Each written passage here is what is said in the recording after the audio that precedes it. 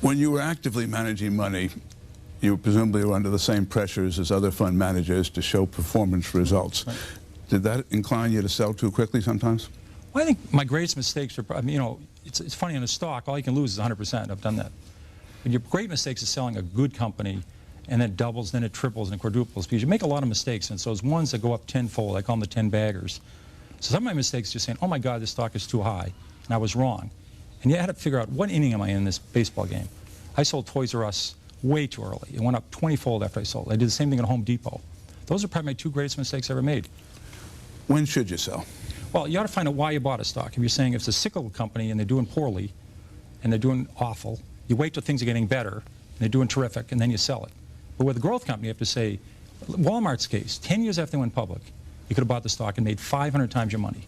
Because they still are only in 15% of the United States.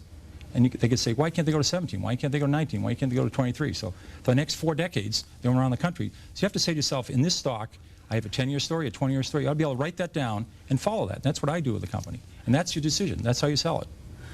We have a novel element for many investors today in the trust issue. Yes. We also have security problems that we didn't traditionally have in America. Have they changed the way you pick and believe in stocks? No, you still buy a company, and you buy a company to grow. And if it's a textile company or it's an electronics company or a software company, you better understand what they do. And if they do well, the stock will do well, no matter what happens to the market. If the Dow Jones today was 1,000 or 500, you would have made a lot of money in McDonald's. You would have made a lot of money in Johnson & Johnson. You would have made a lot of money in Gillette. These companies' earnings have gone up a lot the last 30 years.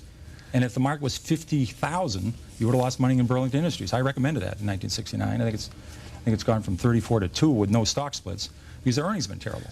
Well, your modesty actually makes an important point, which is people with the best batting averages in the world don't bat 1,000.